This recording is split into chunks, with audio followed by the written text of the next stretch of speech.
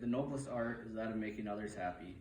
That quote is from P.T. Barnum, who I'm sure a lot of you are familiar with, knowing that The Greatest Showman is kind of the official movie of homeschoolers. So P.T. Barnum in real life, though, is a very incredible man who did a lot and contributed a lot to our country. Through looking at his early life, his days as a showman, and also his financial gains, we can see that this man was, who's often overshadowed, is a big part of history.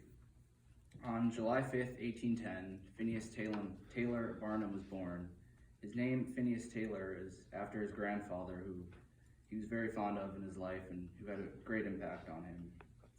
His father worked as a farmer, a tailor, and the town tavern keeper, and P.T. often assisted his father in these occupations and learned a lot from that.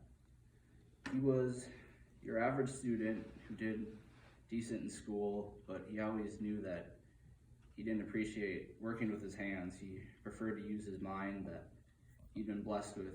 He was born with a great mind and one that was capable of much. He figured out from a young age that he could acquire money quickly and use it for good.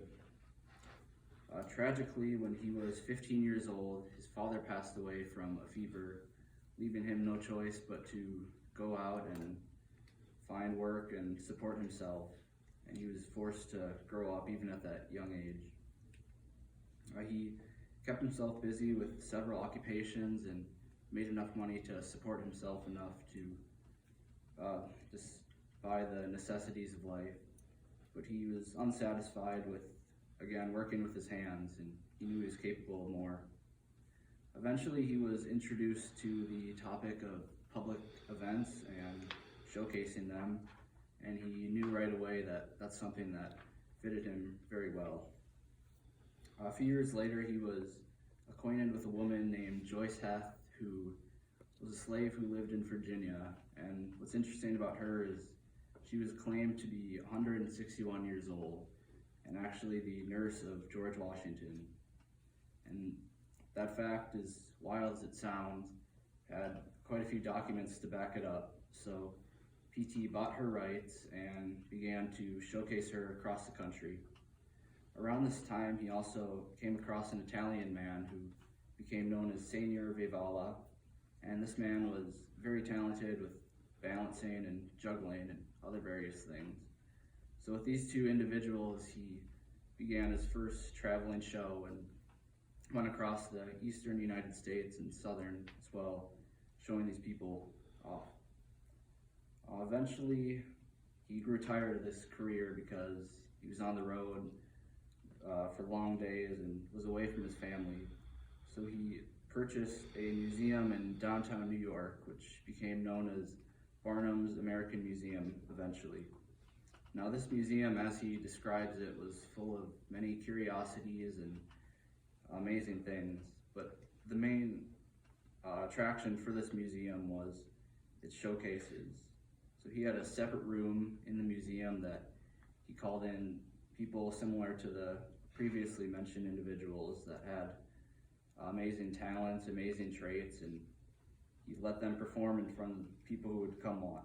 And though some people looked at him doing this as humiliating the people, he did it really to show the people with the special traits and talents.